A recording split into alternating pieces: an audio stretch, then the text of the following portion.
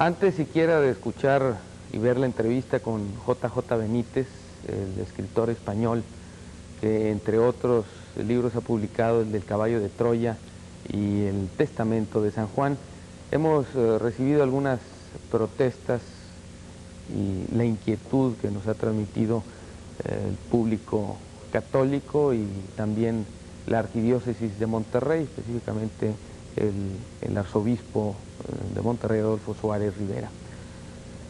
Vamos a ver y a escuchar lo que dice J.J. Benítez, un controvertido autor de bestsellers, y después haremos alguna mesa redonda, tendremos algún diálogo con los enviados de la Arquidiócesis de Monterrey para que nos hablen sobre este asunto que les inquieta particularmente. Antes de iniciar la charla con el escritor español, tenemos su semblanza en la voz de Ingrid Brunet. Juan José Benítez nació en Pamplona, España, en 1946. En 1972, después de ejercer como periodista en los diarios La Verdad de Murcia y El Heraldo de Aragón de Zaragoza, su vida recibió un inesperado giro de 180 grados. Al entrar en el staff del periódico La Gaceta del Norte de Bilbao, se enfrentaría por primera vez en su carrera con el misterioso asunto de los ovnis. Ahí, casualmente, nacería el investigador de los temas de lo oculto y poco después, en 1975, el escritor se entregaría en cuerpo y alma a la investigación y difusión de los temas ocultos y misteriosos.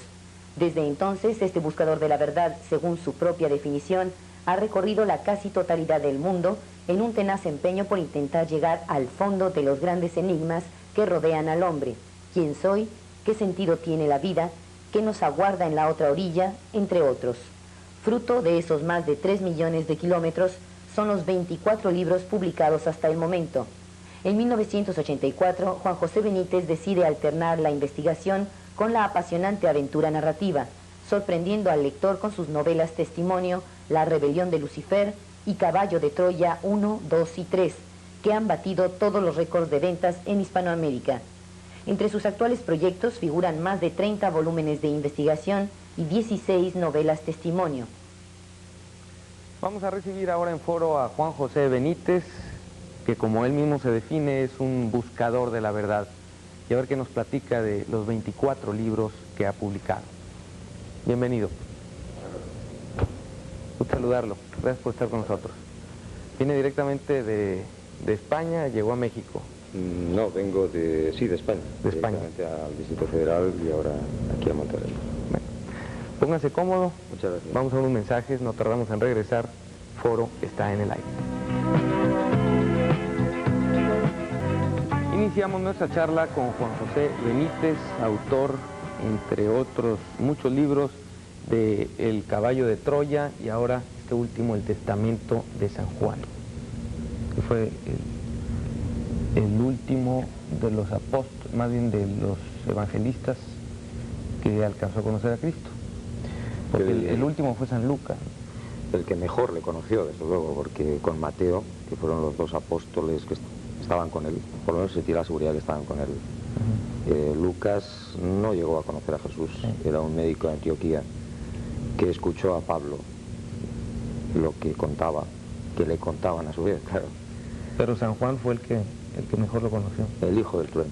Sí. Usted vive actualmente en el País Vasco. En el País Vasco, pero nació en Navarra, ¿no? Exactamente, en Pamplona, sí, al norte de España. Y luego decidió irse a la tierra de los conflictos.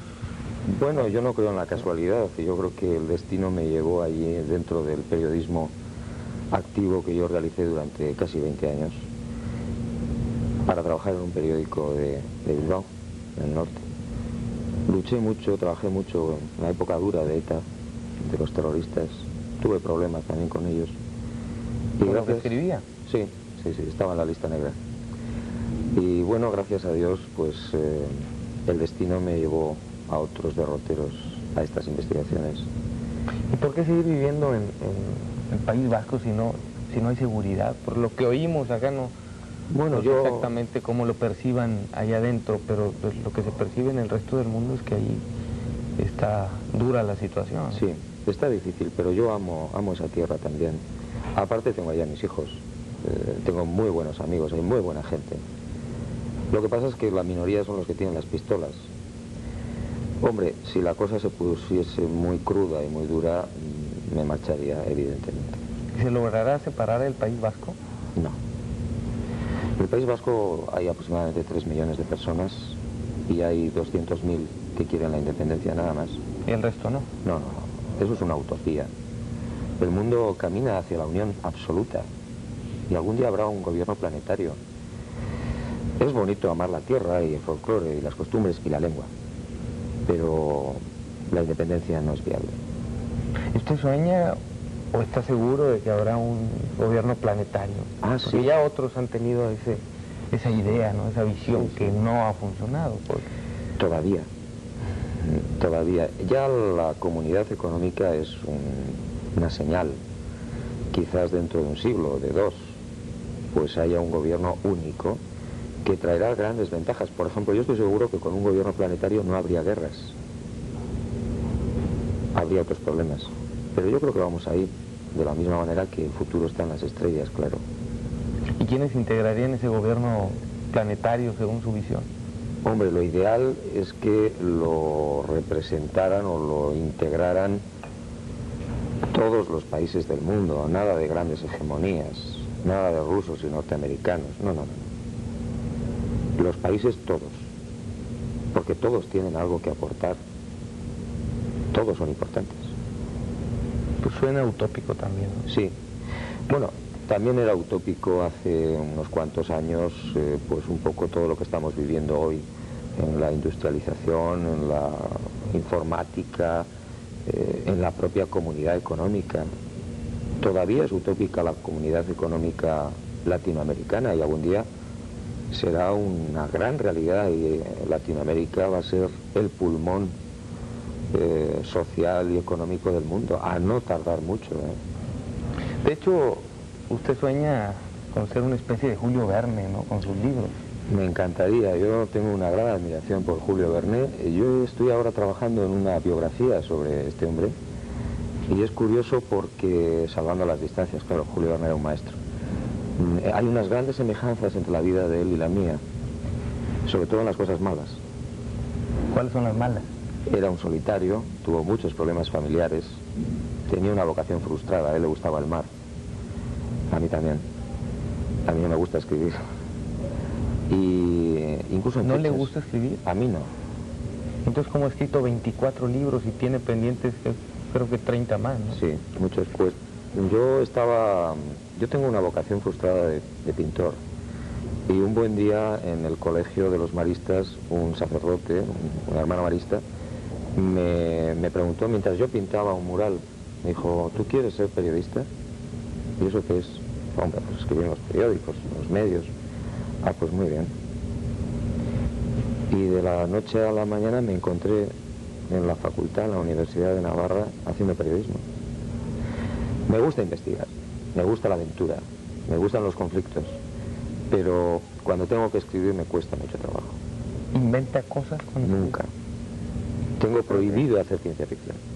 Pero esto parece una ficción, ciencia ficción religiosa, lo que se parece desprenderse de sus libros, ¿no? Y de pronto pues, son documentos que parecen fruto de la imaginación del autor. No, yo no tengo tanta imaginación. No, hay una base de documentación muy exhaustiva en todos mis trabajos. Otra cosa es que yo esté equivocado o no en lo que planteo en mis libros. Por ejemplo, en este del Testamento de San Juan, pues hay una opinión que yo intento que sea muy respetuosa, pero que está basada en algo que yo creo que está en la mente de muchas personas, incluyendo teólogos muy modernos, que Jesús de Nazaret no fundó ninguna iglesia.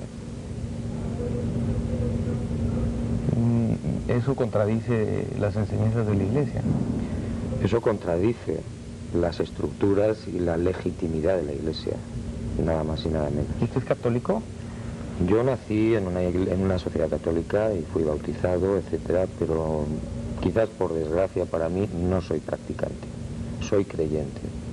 Lo que pasa es que no creo en un Dios católico, porque no creo que Dios sea católico. ¿En un Cristo? Sí, en Jesús de Nazaret. ¿Cómo lo cree? ¿Cómo lo percibe? Como el Hijo de Dios. Punto. No católico, no... El Hijo de Dios. Un gigante de 1,81 m, un atleta, un hombre tremendamente humano, al que yo creo que le conocemos muy poco. Y que enseñó todas las cosas que dicen que enseñó. Y muchas más que nos escamotearon. Pero entonces no vino a fundar una iglesia. Yo, con todos mis respetos, creo que no. Eso pudo ser un invento humano totalmente, de Pedro y posteriormente de ese hombre tan inteligente y astuto como fue Pablo de Tarso, que sí formalizó el cristianismo con sus propios pensamientos teológicos. La famosa frase de tú eres Pedro, etcétera, etcétera, pudiera ser una interpolación posterior porque se les iba de las manos la gran estructura. Jesús no pudo nunca, creo yo, no pudo pretender ni imaginó fundar una iglesia tal y como la entendemos. ¿Y cuál sería la iglesia que él entendía entonces? No, yo creo que él no entendía o no pretendía el sentido de ningún tipo de iglesia, sino de una... Es un mensaje muy simple, creo yo, el que vino a dejar eso. En realidad era un recado, que hay un Padre universal del que todos procedemos, todos los seres inteligentes dotados de voluntad, y que en consecuencia todos los hombres son hermanos, nada más. En sus libros parece plantear los grandes enigmas del hombre, como ese primordial de quién soy. Sí. ¿Usted se ha hecho la pregunta? Muchas veces. ¿Y ha llegado a una respuesta? Pues no. Yo soy un hombre que está siempre buscando, que no encuentra demasiadas cosas, que cada vez tiene más dudas y que lo único que intuye es que estoy aquí no precisamente de excursión, sino para aprender. Me parece que los seres humanos están en la Tierra para aprender. Y cuando se aprende, se acaba la cinta magnetofónica. Juan José, y si no ha resuelto ese gran enigma, ¿quién soy? ¿Cómo es posible que diga todas estas cosas en sus 24 libros, donde principalmente habla de, sobre todo en los últimos, de Cristo, su vida? Bueno, de esos enigmas que todos tenemos, pero que por dogmas de fe, pues se creen. Bueno, yo no creo en los dogmas, con todos mis respetos para los que lo creen, por supuesto. No estoy en posesión de la verdad, pero entiendo que cada ser humano debe ya empezar a pensar por sí mismo. Hasta hace poco a los que pensaban por sí mismos eran condenados por herejes, y esto no me parece justo. Cada uno debe tomar las doctrinas que considere oportunas después de haber reflexionado, no por imposición, no a cambio de una espiritualidad como hacen ahora las iglesias. Yo te perdono los pecados, pero tú me tienes que ser sumiso. Esto no creo que fuera lo que pretendiera Jesús de Nazaret, nunca. Era un gran respetuoso de todas las ideas, era el gran liberal, desde mi humilde opinión, claro. ¿Y usted está pensando en todas las iglesias, no sí, solo en la católica? No, en todas. Hombre, la católica es la gran multinacional del Vaticano, ¿para qué nos vamos a engañar? Pero todas las demás, poco más o menos, yo creo que están en la misma línea. Llegará el día en que desaparecerán probablemente todas o se transformarán. ¿Usted está de acuerdo entonces en aquella afirmación de Marx, o en aquella convicción que tenía de que la religión es el opio del pueblo? No. Yo creo que la religión del espíritu, a la que probablemente todavía la humanidad no ha accedido, no puede ser nunca el opio del pueblo, es realmente una necesidad vital. Pero la religión del espíritu es una búsqueda individual y personal y en solitario de Dios, sin necesidad de estructuras, sin necesidad de templos, sin necesidad de púrpuras, que es la más difícil, claro. En ese sentido la religión nunca puede ser el opio, es el oxígeno. Entonces, ¿qué es religión para usted? Buscar la verdad, que es entenderse a sí mismo seguramente, es sobre todo tolerarse a sí mismo y claro a los demás, que es bien difícil. ¿Y usted se autodenomina buscador de la verdad? Sí, encontró? Más o menos, no, que va. Yo creo que la verdad me parece que es como los diamantes. que tiene 1000 caras, ¿no? Y cada una es válida, y probablemente a cada ser humano le toca encontrar la que le corresponde, la cara que le corresponde, la verdad que le corresponde. ¿Pero la verdad se busca hacia adentro o hacia afuera? Hacia adentro creo que siempre. Porque usted la ha buscado afuera, ¿no? Sí, yo suelo estar Sus muy... libros, sus documentos. Muy equivocado casi siempre. En el fondo es una manera de buscarme a mí mismo, de tratar de encontrar respuesta a esas preguntas que planteabas. Y yo creo que la verdad está dentro. Basta que uno se quede en silencio unos minutos para darse cuenta de que ahí dentro hay muchas voces, o una gran voz. Lo que pasa es que en mi caso yo no la escucho, o la escucho poco. Yo creo que si uno escuchase un poquito hacia adentro, casi como de cajón, escucharía a los demás. ¿No le resta esto a su actividad periodística o literaria? ¿En qué sentido? De eso de no encontrar su verdad y no buscarla.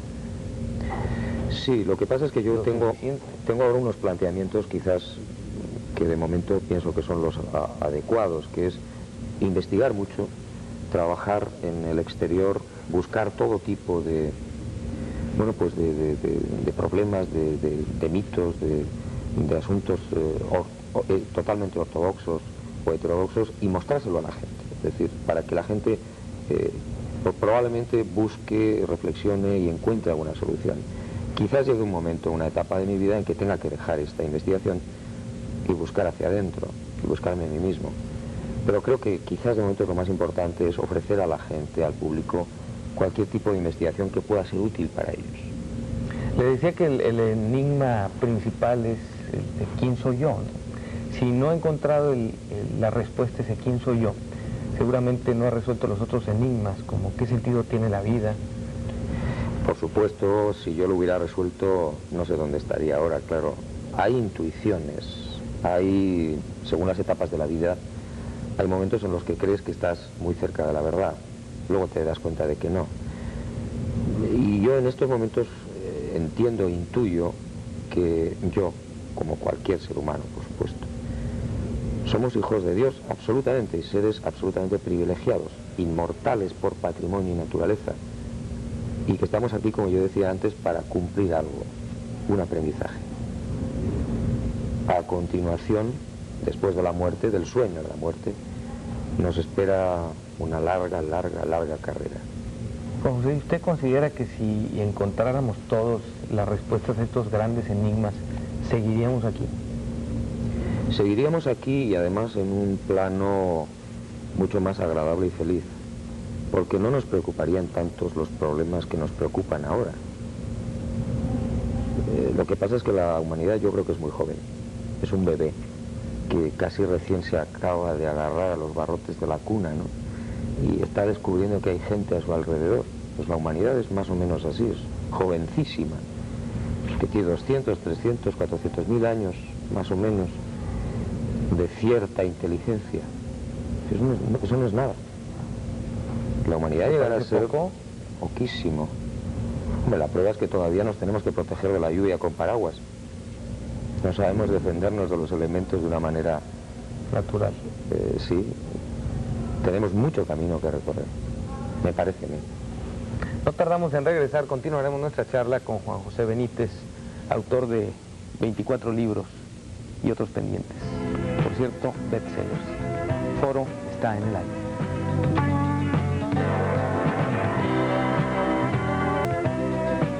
Continuamos nuestra charla con Juan José Benítez, autor de muchas obras, muchos libros, entre ellos La rebelión de Lucifer y los otros que son Caballo de Troya 1, 2 y 3, que estos libros han batido los récords, todos los récords de ventas en Hispanoamérica. Y este es el nuevo, el de testimonio, el testamento de San Juan. Luego, como comentábamos al inicio, hay pendientes 30 volúmenes de investigación. Casi 40. Casi 40. Y 16 novelas testimonio. ¿Cuándo va a acabar Juan José Benítez de escribir todo esto? ¿O escribe muy rápido? No, me cuesta mucho trabajo escribir. No, yo me hice una vez una promesa y que voy a intentar superar a Julio Verne no en la calidad, sino en el número de libros escritos, uno más. ¿Pero no le importa la calidad entonces? Hombre, sí. Lo que pasa es que Julio Verne es muy difícil de igualar. De igualar. Aunque, bueno, yo tengo una serie de proyectos que, como le decía antes, tienen una cierta relación con la vida y la obra de este hombre, ¿no? Hay viajes extraordinarios, de grandes proyectos, tocando temas que él no llegó a tocar, por ejemplo, los viajes en el tiempo, Jesús de Nazaret, los ovnis, una serie de temas que no sé por qué razón a él no le entraron.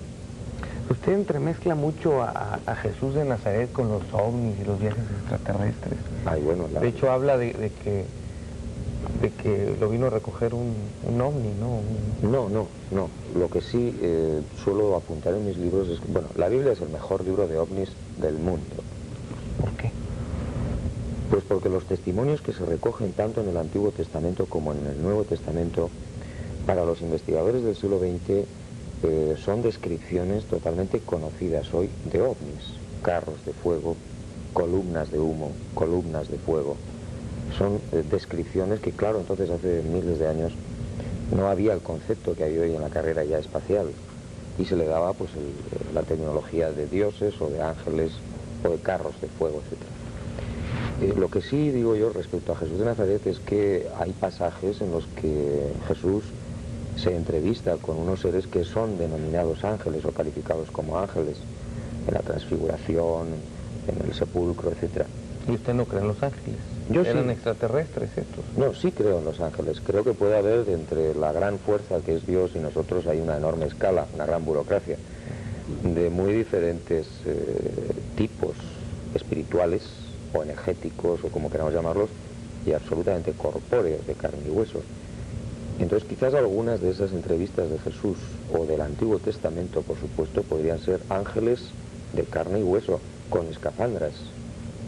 Yo no sé por qué la gente se asombra o se sonríe cuando yo digo alguna cosa de este tipo, porque, caramba, dentro de unos meses o de unos años quizás, los rusos no, porque no están por la labor, pero los norteamericanos, cuando suban un sacerdote al espacio, irá vestido con su casco de astronauta, y será bien emocionante ver cómo se celebra una misa en el espacio, y seguirá siendo un sacerdote. Pero entonces había ya vida en otros planetas cuando Cristo vino al mundo. Evidentemente, claro. Y él ya habría ido entonces por allá. Hombre, si él era el creador... La lógica, entonces... Claro, él tenía que tener un archivo importante de sus moradas, de las que él habla. En la casa de mi padre hay muchas moradas. Hombre, yo sé que eso se puede interpretar de diferentes maneras, pero una de las posibles interpretaciones es de que ahí arriba hay más tráfico que aquí abajo, ¿Y usted cree en los ovnis?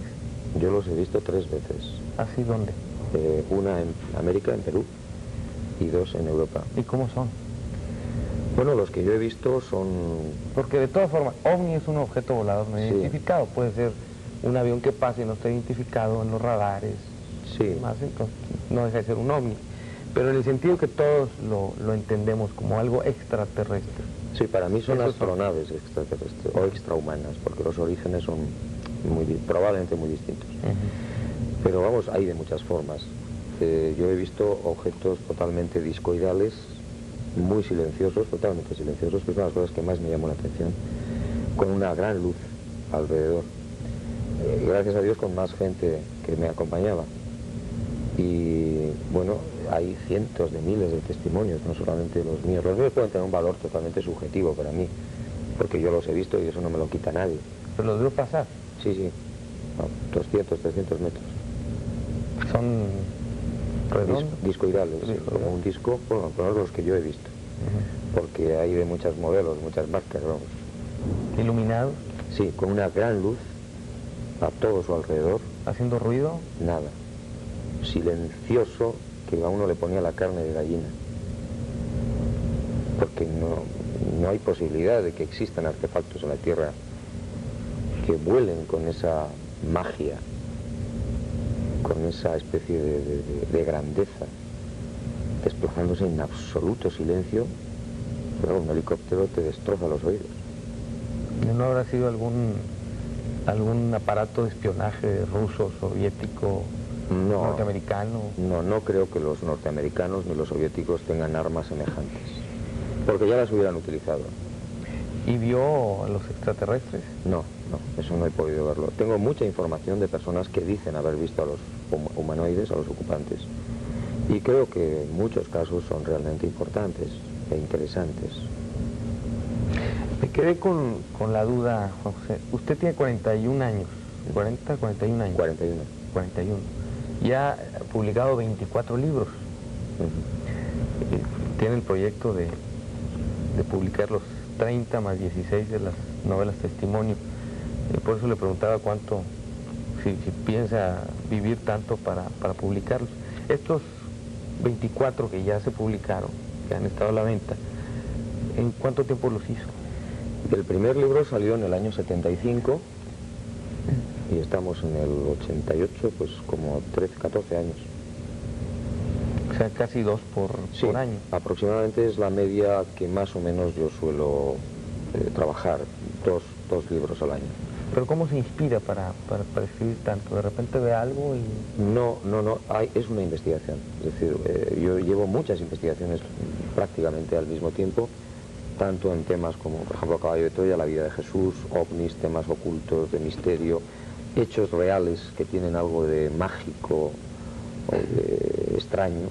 Y entonces primero se inicia la investigación, se termina la investigación y luego se escribe.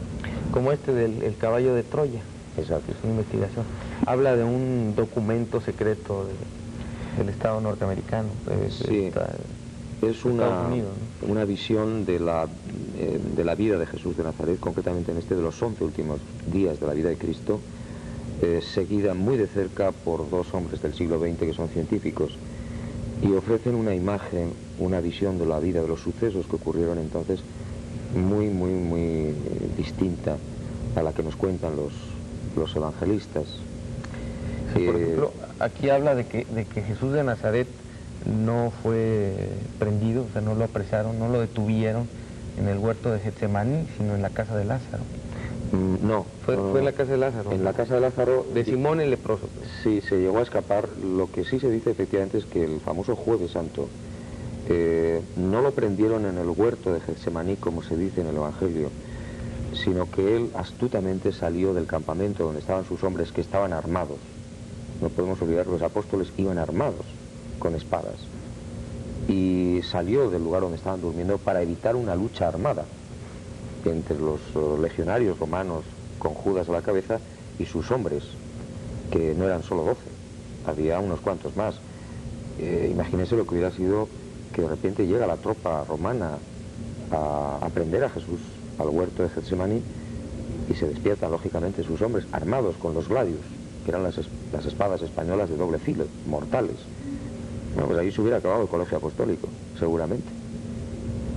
Entonces él se aleja un poco del huerto y lo prenden más abajo en la falda del Olivete.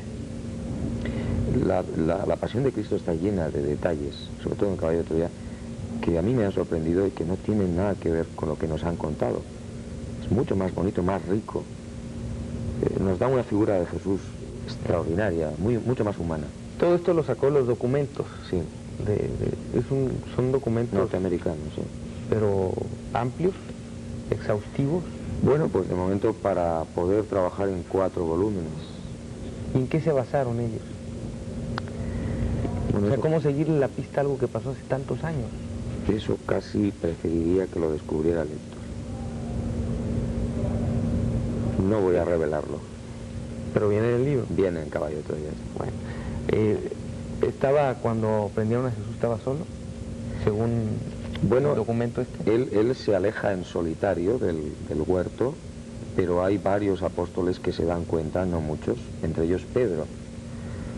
Se produce el encuentro con Judas y con la tropa, y entonces es curioso porque siempre hemos tenido la idea cuando Pedro saca la espada y trata de golpear a Malco, el criado del sumo sacerdote, y le corta la oreja, no es porque le fuera a dar el corte en la oreja, sino que iba derecho al cráneo. Lo que pasa es que el bueno de Malco tuvo agilidad y se echó a un lado. Entonces se llevó la oreja y parte de la clavícula seguramente. Pero Pedro iba a matarlo. ¿Y eso no fue en Getsemaní? Sí, cerquita, en la ladera del Monte de los Olivos. De estos sucesos hay infinidad que no han sido bien contados. Por ejemplo, toda la historia de Judas no fue por 30 monedas por lo que vendió a Jesús. Es un error, creo yo. Las 30 monedas que le dieron efectivamente a Judas fue un auténtico insulto a Judas. Él lo que posiblemente pretendió era que le reconocieran oficialmente los sacerdotes que se marchaba del grupo de Jesús de Nazaret, que lo entregaba, pero que vieran ante la sociedad que no quería saber nada con aquellos desarrapados galileos. Pero le salió mal, porque no le dieron el reconocimiento oficial los sacerdotes. ¿Y le aventaron las monedas? Claro, y fue un auténtico insulto para Judas. ¿Y esto de dónde lo interpreta usted? Esto está sacado de esos documentos. También de los documentos. Sí. Entonces, los documentos se basan en la Biblia, No, o en lo que dicen las escrituras. no. Habrá que leer el libro. Vamos a los mensajes y regresamos con Juan José Benítez. Viendo que ya no le permiten entrar al Estado de Israel, seguramente ha ido muchas veces en Palestina, en la Tierra Santa, tener contacto con estos lugares que se mencionan en los documentos bíblicos sobre la vida de Jesús. Efectivamente. ¿Por qué ahora ya no puede entrar? Bueno, porque yo quizás soy un poco loco y en el último Caballo de Troya, en el número 3, yo cuento cómo para evitar a los servicios secretos judíos, yo me llevé un documento de 2000 años de antigüedad, que luego lo devolví desde Europa, desde España, y no me lo han perdonado. Entonces yo estoy precisamente intentando volver para recoger información de determinadas zonas geográficas, del Monte Hermón, etcétera, y tengo bastantes problemas, porque no se fían. ¿Y cómo le hace para conseguir sus documentos? Bueno, pues yo no sé si es que soy muy audaz o muy poco inteligente, porque es peligroso. Entonces, bueno, pues yo entré en un museo, estuve visualizando lo que me interesaba y, bueno, pues en un momento determinado agarré y me lo llevé. Jamás he pasado más miedo en mi vida. Lo tuve que sacar del país por correo. En fin, tuve que pinchar las ruedas de un Mercedes de los servicios secretos. Bueno, un desastre. Pero salí vivo. Y luego ya tuve muchos problemas porque, claro, se imaginaron que había sido yo quien se había llevado este pergamino. Entonces es más periodista que escritor. Sí. Novelero, vaya. Yo creo que ser escritor es una cosa... El periodista investiga mucho más que el que simplemente se sienta y empieza a hacer que brote la imaginación, todo eso. Yo creo que el escritor además es un artesano del lenguaje, es un maestro, y yo no soy así. A mí me cuesta mucho trabajo escribir. Yo cuento las cosas más o menos como las investigo, muy sencillamente. Por eso no me considero escritor. Soy un periodista que investiga.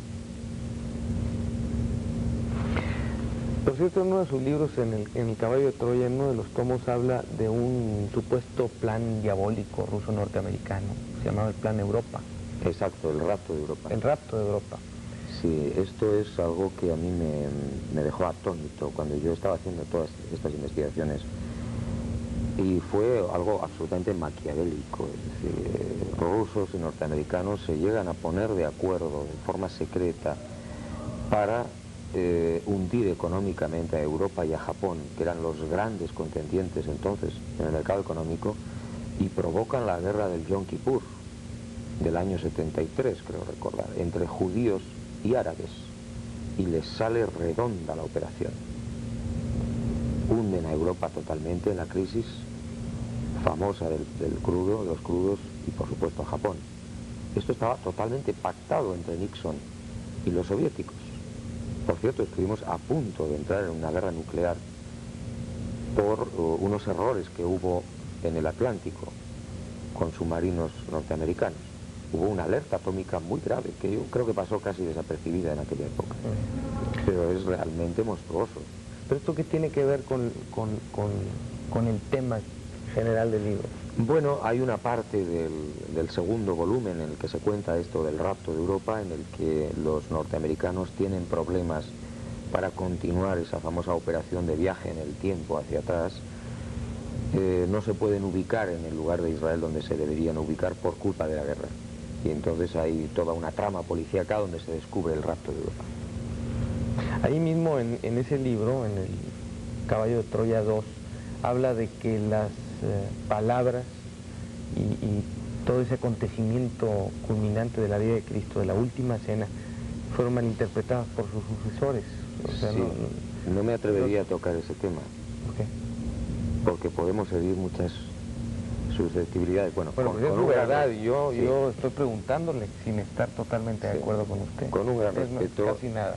Sí, con un gran respeto yo voy a decir que la última cena ha sido también manipulada, desde mi punto de vista, por los evangelistas, como otros pasajes de la Biblia en general, creo, o, en fin, mutiladas también.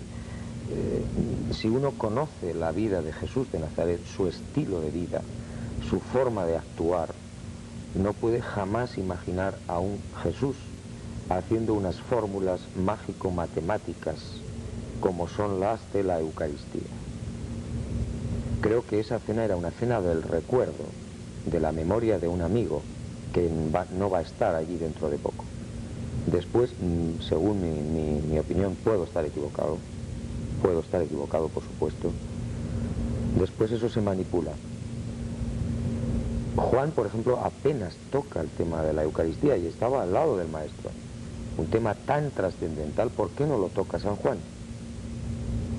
Dudo mucho que el estilo de Jesús fuera el de crear, repito, una fórmula mágico-matemática como casi es la Eucaristía, dicho con todos mis respetos. Pero entonces sus palabras... Sus palabras probablemente fueron otras muy distintas. Haced esto en memoria mía, se puede interpretar de otra manera. Recordadme cada vez que os reunáis a comer o a cenar o a beber, pues como se recuerda a un amigo que se ha ido. Y hay un capítulo precioso que es la despedida personal en esa última cena de Jesús, uno por uno, que no está recogido en los evangelios y que es de una gran trascendencia porque les recuerda los defectos de cada discípulo. Pero claro, yo comprendo que es muy humano que los apóstoles, los discípulos, los evangelistas no escriban después lo que les reprochó a cada uno, sus defectos. Hombre, era más interesante aparecer como personas casi puras. ¿Qué les podía haber reprochado? Que hubo reproches. Sí. Están consignados. Están en el Pero Caballo. los otros que usted dice no están consignados. Ninguno. En la última cena que yo recuerde no hay ningún reproche personal a cada uno de los apóstoles. Eso no se toca en los evangelios canónicos. Y ahí, por lo visto, les cantó las 40, como se dice en España, me parece que también en México, a cada uno. Se las cantó a cada uno. Dijo, tú ten cuidado que tú eres muy envidioso, tú ten cuidado que estás criticando mucho a tus hermanos, tú ten cuidado que eres un gran soberbio, tú ten cuidado, Pedro, que eres un fogoso que no piensas, que hablas sin pensar y te va a costar disgustos, etcétera. Lo de la Eucaristía me quedé pensando por aquello de que sí puede haber gente que se lastime con el tema. Entonces es un simbolismo, ¿no? Sí. O sea, y hacer formal ese recuerdo de Cristo, porque de todas formas se puede uno acordar de él, pensar en grupo cuando está uno comiendo, antes de cenar o de ingerir cualquier alimento, de hacer cualquier cosa o de iniciar el día. En efecto. Pero la Eucaristía es hacerlo en el momento en que están todos reunidos en un templo, Sí. a donde van todos a lo mismo, ¿no? En lo que yo pongo en duda, repito, con todos mis respetos, es el hecho de que eso lo hiciera Jesús en aquel momento. Que después los primeros cristianos, las primeras comunidades cristianas, lo llegaran a cuajar, de acuerdo, pero que dudo mucho que eso, que es una fórmula en definitiva mágica, fuera el estilo de Jesús. Jesús no era así, desde mi punto de vista. Era un gran respetuoso y un gran liberal, como para encerrar en una fórmula algo tan importante y que se podía tan mal interpretar, como efectivamente a lo largo de la historia se ha tan mal interpretado y criticado. Juan José, quiero ampliarme en algo que le dije hace un momento, de que yo simplemente le estaba preguntando, estoy como periodista, adversario aquí, haciéndole casi al abogado del diablo, no como católico ni como simplemente cuestionador, ¿no? Pero sí le decía que no creo todo lo que dice. Me parece es más estupendo. casi nada de lo que escribe, sin afán de ofender, con supuesto. todo el respeto, usted está siendo muy respetuoso también, pero tengo mis dudas de las investigaciones. O sea, me parece otra percepción más, una interpretación de los acontecimientos. Es O sea, lógico. y además, aunque usted se basara en documentos, ¿quién dice que esos documentos son verídicos? ¿Y quién le dice que los documentos de los evangelistas son verídicos?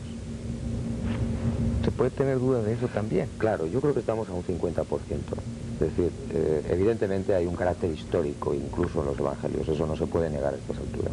Hay estudios estupendos que dicen que, por supuesto, Jesús existió naturalmente y que los evangelios incluso tienen un carácter histórico, aunque muchas veces se le niegue ese carácter. Pero están agarrados por la fe y eso no es una base científica. ¿Pero se siente usted un evangelista más? No. Soy una persona que he descubierto a Jesús de Nazaret, que me siento muy atraído por este hombre Dios y que creo que su figura, especialmente su figura humana, ha sido empañada a lo largo de la historia y alejada. Jesús reía, Jesús tenía frutos favoritos, Jesús gastaba bromas, a Jesús le dolía la cabeza, Jesús tenía amigos, tenía problemas. Y eso yo creo que muchas veces se olvida. O sea, no es la versión cinematográfica de Jesús, No, lo que fue en realidad. no, Jesús hombre, con su naturaleza divina, pero Jesús hombre. Un Jesús de Nazaret distinto al Jesús de los cristianos. En muchos aspectos sí. Pero en ese orden de cosas, ¿quién dice que Jesús existió realmente? ¿Quién puede comprobarlo? Sí, no, hay documentos históricos fehacientes no cristianos, es decir, paganos, definitivos. Sin ir más lejos, Flavio Josefo, por ejemplo, y algunos más. Eso está absolutamente comprobado. Y la sábana santa de Turín, que es un gran tesoro como la Virgen de Guadalupe, la famosa supuesta pintura de la Virgen de Guadalupe, que es otro inmenso tesoro que tienen ustedes aquí, bueno, que tenemos todos los hombres. La sábana santa de Turín es un gran testimonio sobre la historicidad de Cristo, aunque no lleve puesto aquí el nombre de Jesús de Nazaret. La ciencia está asombrada con los descubrimientos sobre la imagen de la sábana de Turín. Usted que nos habla de incredulidad sobre algunas cosas, algunos documentos, algunas versiones de los evangelios y las interpretaciones después, ¿cree en las vírgenes? Ahora que nos habla de la Virgen de Guadalupe. En las apariciones, en las vírgenes, hombre, yo creo en María, por supuesto. No creo que fuera una imagen, una señora, como también nos la ha pintado la historia, que casi, bueno, pues una mujer todo el día rezando, espiritual, tal. No creo que fuera así. María era una judía con un gran carácter, que seguramente tuvo más hijos. Los teólogos más avanzados saben perfectamente, y lo que pasa es que no se puede decir en los púlpitos todavía, que María no fue virgen permanentemente. Yo sé que esto puede también extrañar un poco, pero el marco histórico, social de la época nos dice que no podía ser así. O sea, que tuvo más hijos. Efectivamente, yo estoy convencido de que sí. Y la famosa palabra hermanos de los evangelios, que yo sé que también es interpretada desde el punto de vista de primos o parientes lejanos, al 50% puede ser interpretada como hermanos sanguíneos. Pablo en Corintios, me parece que es en el 15, se le escapa lo de hermano, el hermano Santiago, el hermano de Jesús, que probablemente era el segundo que le seguía a Jesús. Pero que Jesús sí fue concebido por obra y gracia del Espíritu Santo. Yo eso sí lo creo. Yo pienso que Dios puede hacer auténticas maravillas. Pero que fuera virgen el resto de su vida no me parece ni siquiera necesario. A mí lo que me interesa es la maternidad de María. Que tuviera más hijos o no me trae sin cuidado. Yo creo que eso fue un invento del siglo IV, de un papa que se llamaba Silicio, y que lanzó una carta realmente curiosa y divertida, diciendo que cómo es posible que el vientre de María pudiera albergar semen humano. Pero ¿por qué no? Ahora que habla de las vírgenes y mencionó la Virgen de Guadalupe, que usted sabe, los mexicanos creemos mucho en ella o creen en ella, para volverme a situar como periodista y no como católico. Usted escribió un libro que habla de los ojos de María, de Guadalupe. ¿Qué tienen sus ojos? O sea, bueno, ¿por qué los ojos? La Virgen de Guadalupe, lo repito, después de haber hecho una investigación exhaustiva en este libro, El misterio de la Virgen de Guadalupe, es uno de los grandes tesoros que tenemos en la humanidad.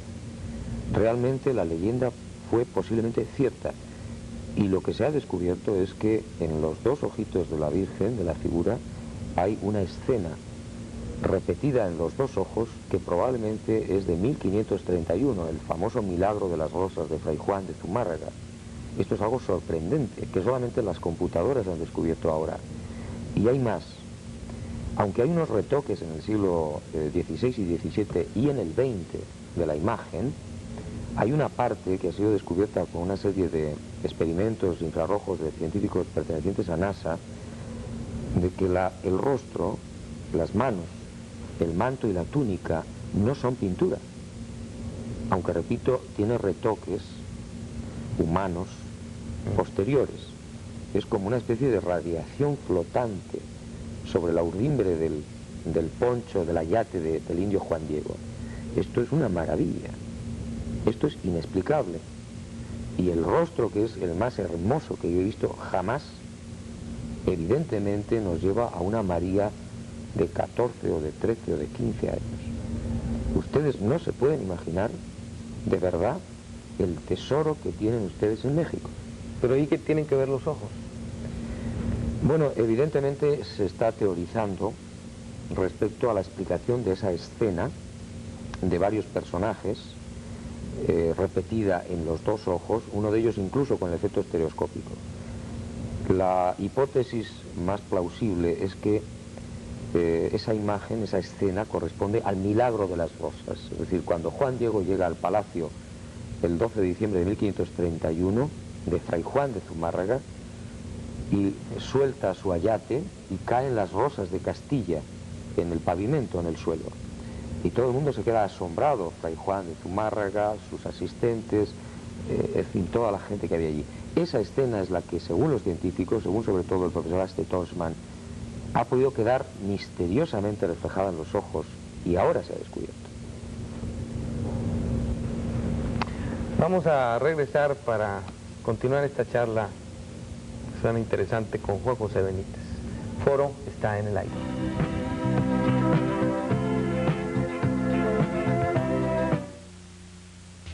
En mi cuartel, Don Colchón resolvió los problemas de espacio, porque ahí encontré camas europeas, 2 camas en una, resistentes literas, tarimas preciosas y además colchones muy económicos, como este, desde 59,000 pesos por unos cuantos días. ¿Con esta calidad y más baratos? Los niños siempre dicen la verdad. Ahí, donde está el osito dormilón. Durante la semana de muebles para bebé de Liverpool, encuentra rebajados camas cuna, corrales, camas individuales, repisas, roperos, cómodas, colchones y carreolas. Consienta a su bebé, aprovechando del 15 al 22 de mayo, la semana de muebles para bebé de Liverpool. Siente su frescura. Siente su sabor. Topo Chico se lleva bien con limón, Con naranja contigo. y con todo. Topo Chico es agua mineral. Es frescura que invita. Siéntela.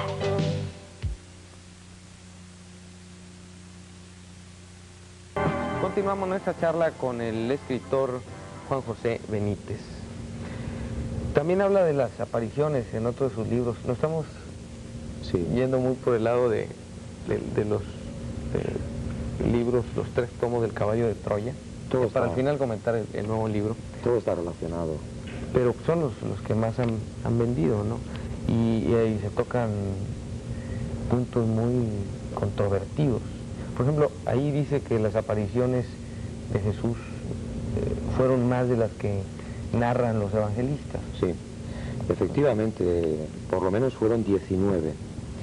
Y es curioso porque, volviendo también a Pablo se le escapa, no sé si se le escapó, una aparición que no reflejan los evangelistas, una aparición a Santiago. Él dice... A su supuesto hermano. A su supuesto hermano. Él dice, y también se apareció, Jesús se apareció a Santiago y a otros 400, en fin. Ahí esto, si uno contrasta con los evangelistas, se da cuenta que los evangelistas no hablan de la aparición a Santiago. Luego, evidentemente, se supone que hubo bastantes más.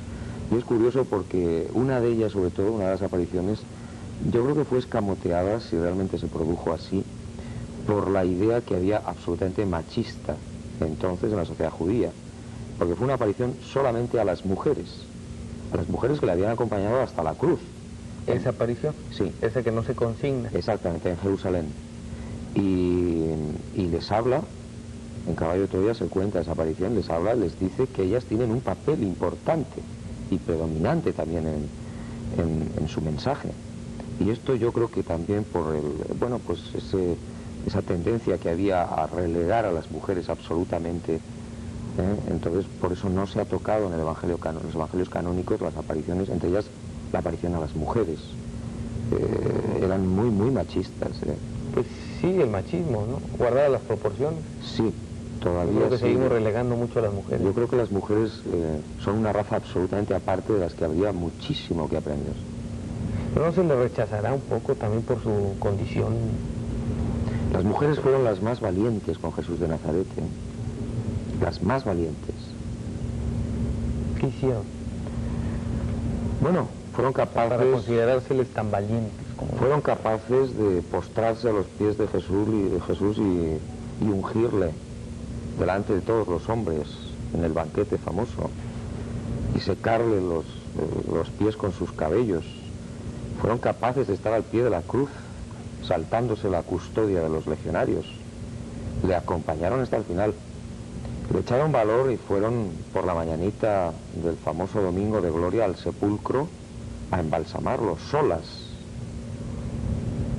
Hay muchos gestos de las mujeres realmente valientes en la vida de Jesús, que yo creo que nos los han relegado ahí, nos los han escamoteado un poco, ¿no? Otra de las grandes incógnitas en la vida de Jesús fue su infancia. Sí. Es un Casi no se habla de ella, ¿no? Yo es uno de los reproches que cuando pase al otro lado se lo pienso hacer a los evangelistas y los veo, claro, si no me mandan para abajo. ¿Usted cree que el infierno esté abajo? No, yo no creo en el infierno, es una broma. No, el infierno... ¿Pero cree en el cielo?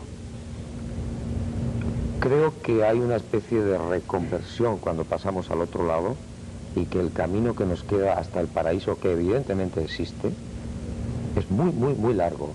No vamos a encontrar el paraíso al abrir la puerta después de la muerte. ¿Qué viene entonces? Muy bien. Estamos absolutamente condenados a ser felices y el futuro de la humanidad es espléndido. ¿Pero qué viene entonces después de la muerte, después de que abramos esa puerta? Pues yo pienso que una larguísima vida, probablemente en sucesivas etapas en lugares que ignoro, por supuesto, que desconozco. No con este traje espacial que llevamos de carne y hueso, claro, sino con una materia probablemente muchísimo más ligera. Ya el cuerpo glorioso que nos anuncian en la Biblia de Jesús podría ser un ejemplo de lo que nos espera al otro lado. Yo creo, soy muy optimista en ese sentido, ¿no? Es decir, vamos a seguir viviendo. Muy distinto a como vivimos ahora, ¿no? Sí, por supuesto, sin contaminación, sin problemas como los de aquí y con un conocimiento muy importante de lo que es probablemente la realidad cósmica. Ahora tenemos un cerebro muy pequeño y muy limitado. ¿Pero cree en el juicio final? No. No, no, en absoluto. Yo creo que cada uno va a ser su propio juez cuando pase al otro lado. Pero él hablaba de un juicio final. Yo creo que Jesús de Nazaret utilizó muchas metáforas y parábolas para que más o menos le entendieran. Pero no creo que sea necesario un juicio final.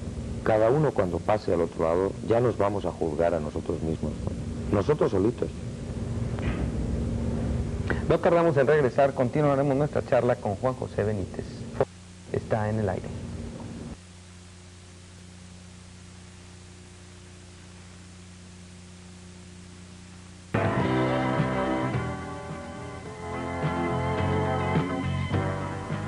Bueno, pero estábamos en la infancia de Jesús, algo que parece los evangelistas, según dice usted en uno de los libros, silenciaron, perdiéndose de una perspectiva pues, de lo más interesante en la vida de la figura más grande de la historia.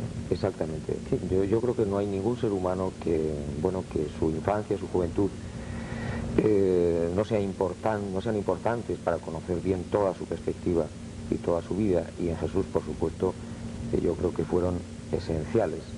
En Caballo de Troya hay una visión bastante completa de la infancia, de la juventud, y se nos presenta no a un muchacho que está en la carpintería con el cepillo, sino un hombre, un muchacho tremendamente inquieto, preguntón, rebelde, que ocasionó tremendos disgustos a su familia, a su madre sobre todo, por sus constantes preguntas y situaciones embarazosas con los sacerdotes de Nazaret, que no se pierde en absoluto en el templo. La historia del niño perdido y hallado en el templo no es así, me parece a mí, porque conocía Jerusalén.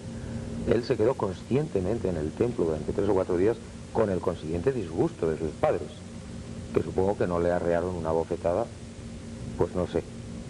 Es una infancia impresionante. ¿Y eso quién lo dice? Bueno, eso está en esos documentos norteamericanos. En los documentos norteamericanos. ¿Y usted cree mucho en los norteamericanos? No, yo en los norteamericanos no creo demasiado, pero entiendo que en esa historia hay un fondo tremendo de verdad y de lógica. ¿Y para qué les interesaba documentarse tanto sobre la vida de Cristo? Bueno, fue una experiencia, creo que un experimento. Evidentemente, usted lo ha dicho, es una de las figuras claves de la humanidad. Y se han contado pocas cosas de la vida de Jesús, y algunas muy mal. ¿Qué otras se han contado mal? Bueno, pues hay muchísimas anécdotas. Por ejemplo, ahora mismo recuerdo el famoso pasaje tan polémico en el que han corrido tantos ríos de tinta de la expulsión de los mercaderes del templo, que Jesús agarra un látigo y empieza a derribar mesas. Yo no puedo imaginar a un hombre Dios colérico. Esto no tiene sentido. Entonces, en Caballo de Troya se da una versión que es mucho más linda, mucho más normal y lógica. Lo que Jesús probablemente hizo fue abrir los corrales donde estaban los ganados destinados, el ganado destinado a los sacrificios en el templo, en el atrio de los gentiles, y soltar estos bueyes y todo este ganado, que son los que realmente derriban las mesas, en la estampida que provocan. Algo que aplaudió el pueblo además, porque no estaban de acuerdo con el comercio que había allí, con los cambistas y con las prostitutas, etc. Esta variante de ese suceso a mí me encaja mucho más que en un Dios colérico que empieza a azotar a la gente. Oye, Juan José, en un momento estábamos hablando del cielo y el infierno. Me decía que a lo mejor lo mandan allá abajo, y ahí le pregunté que si creía en el infierno. Y me puse a pensar en Lucifer. Usted escribió un libro de Lucifer, La rebelión de Lucifer. ¿Cree en Lucifer? Sí, por ¿Cree en el supuesto. demonio? Creo en Luzbel o Lucifer. Me parece que es un personaje maldito y muy mal conocido, me parece, y peor interpretado, que no se rebeló contra Dios en el sentido de que quiso ser como Él, que es la explicación que siempre nos has dado, sino que fue un ser que se hizo preguntas. Por ejemplo, y esto está en la filosofía de la rebelión de Lucifer, ¿existe Dios? Pudo plantearse Luzbel o Lucifer. Fíjate que nos encontramos ante un Lucifer ateo. Si no me demuestran que existe el Padre Universal, yo no le obedezco. Y además pretendo una autonomía, una independencia de mis dominios. Pero entonces estamos llenos de Luciferes en el mundo. Evidentemente, claro. Es una pregunta que todo el mundo se hace, o se ha hecho alguna vez. Evidentemente. Que cuando no encuentra respuesta, mucha gente se va a los dogmas de fe. Sí, lo que pasa es que al pobre Lucifer le han echado y le seguimos echando la culpa de los males humanos. Y yo creo que el diablo no tienta a nadie. Bastantes problemas tiene él, solito. Los problemas humanos... Pero habla de él como si existiera. Por supuesto, estoy convencido de que es un ser de naturaleza diferente a la nuestra, que estará en algún lugar esperando a que lo juzguen, seguramente. Sobrehumano, Sí, como Dios. O extrahumano. No, mucho más abajo. Dejémoslo en comandante o capitán o teniente. ¿Y dónde habitará si dice usted que no hay infierno? No, yo no creo que el infierno sea lo que nos han pintado con llamas y azufre. Por supuesto. Es la ausencia de Dios simplemente, el Sí, infierno, ¿no? exacto. Para que el cielo sea la gloria de Dios. Evidentemente el cielo es el conocimiento. Y el conocimiento siempre lleva a la aproximación a Dios. Los grandes científicos del mundo por lo menos se hacen siempre esa pregunta. Y casi todos los buenos científicos, honrados científicos, los grandes sabios, se aproximan tremendamente a Dios. Pero hay otros que se vuelven ateos. Yo no creo que exista nadie ateo. De palabra sí, de corazón muy difícil. ¿Usted se ha puesto a pensar qué momento de su vida recordará a la hora de la muerte? No lo sé. No le tengo mucho miedo a la muerte, tengo gran curiosidad por ver lo que hay en el otro lado. A ver si puedo hacer libros o reportajes sobre aquello, pero... Pero eso ya se lo he estado preguntando. Sí. ¿Qué habrá más allá? No, por eso digo que tengo una gran curiosidad. Lo que sí seguramente recordaré será a mis hijos. Que es lo que más quiero en el mundo, claro. ¿Y no se arrepentirá alguna vez de lo que ha escrito? Hombre, si algún día me arrepiento de lo, o veo que me he equivocado en algo que he escrito, espero ser lo suficientemente humilde para rectificar. A mí no se me caen los anillos porque me haya equivocado. Si me equivoco, pues rectifico. Lleva 24 libros, ¿no hay algo que rectificar después de 13 años de estar escribiendo? Lo que yo escribí en cada momento es lo que realmente pensé o descubrí en ese momento. He podido transformar esas ideas con el paso de la madurez, pero creo que no quitaría nada de lo que he puesto en mis libros. Este es el último, el Testamento de San Juan, el último y dramático testimonio de un apóstol que contribuyó a revelar el mensaje de Cristo. Dice usted aquí al inicio que cuando cumplía ya los 100 años, San Juan, que a los 27 conoció a Jesús. Probablemente antes. Después, al final, en el momento de que llegaba su muerte, por eso le preguntaba a usted, en el momento de su muerte, ¿no se irá a arrepentir igual que San Juan? Hombre, Él se arrepintió de algo que había dicho, o que había dejado de decir, y quería revelarlo. Exacto. Él, yo creo que se dio cuenta de que había muchas cosas que no habían dicho, o que las habían ocultado a las primeras comunidades, a las 7 señoras elegidas, a las 7 iglesias de Asia, y él decide morir en paz. Y entre otras cosas, denuncia que se han olvidado del mensaje de Jesús y que han hecho una religión a propósito de la figura de Jesús, que es bien distinto. Porque estaban totalmente borrachos de gloria después de la resurrección, y esto es muy humano y muy comprensible. Pero, bueno, se les fue la estructura de las manos y se olvidaron del mensaje. Yo creo que eso está sepultado. Habría que derribar el Vaticano entero para sacar la luz de ese mensaje. ¿Cuál cree que haya sido ese mensaje? Muy sencillo, que hay un Padre universal y nosotros somos sus hijos, y todos los seres humanos somos hermanos, todos, creyentes o no creyentes. Y ese es el testamento de San Juan, el llamar la atención sobre ese mensaje que vino a dar Cristo aquí. Exacto. Ojo, tengan cuidado, dice San Juan en el testamento, tengan cuidado que nos estamos olvidando de lo más importante. Finalmente, las fechas de Jesús, su muerte y su nacimiento, ¿son exactas como se narran en los evangelios?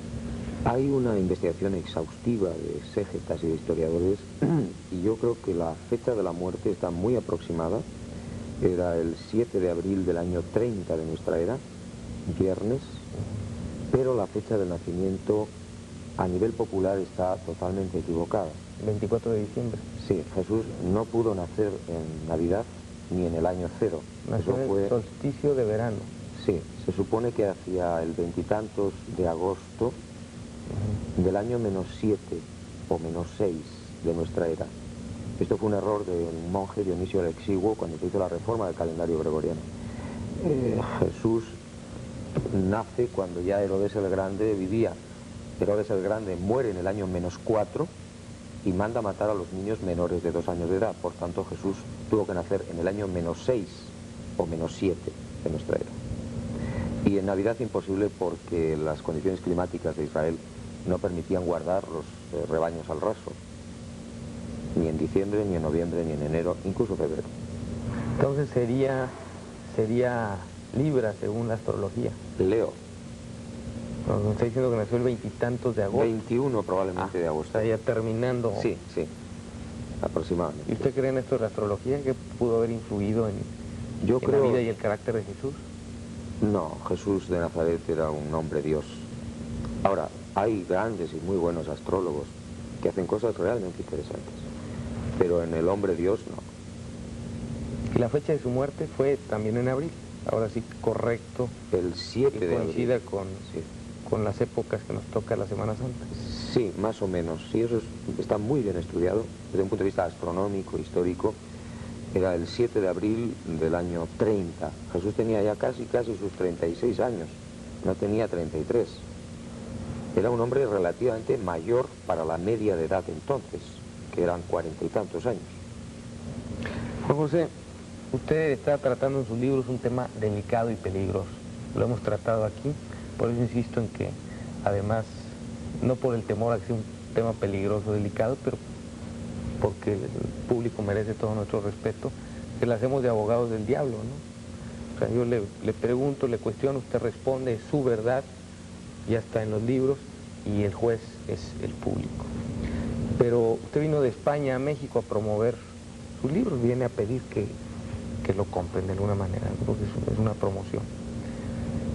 Y ahora yo le voy a voltear la pregunta, ¿a quiénes no le recomendaría que lean sus libros? Me alegro mucho que me haga esta pregunta. Yo recomendaría encarecidamente que aquellas personas que tengan los principios religiosos totalmente cristalizados, que ya no se sientan con fuerzas para evolucionar, y me parece lógico y normal que haya muchas personas así, por favor, que no compren mis libros, que no compren el Testamento de San Juan y que no compren Caballo de Troya. Aquellos que todavía sientan una cierta posibilidad de evolucionar y de conocer y que tengan una gran curiosidad, eso sí, los otros, por favor, no los compren. Muchas gracias por estar con nosotros y mucha suerte. Muchas gracias. Esperamos sus siguientes libros, 24 libros publicados ya por Juan José Benítez, 30 volúmenes en ideas pendientes de imprimir y publicar y 16 novelas testimonio. Gracias. Muchísimas gracias. Continuamos.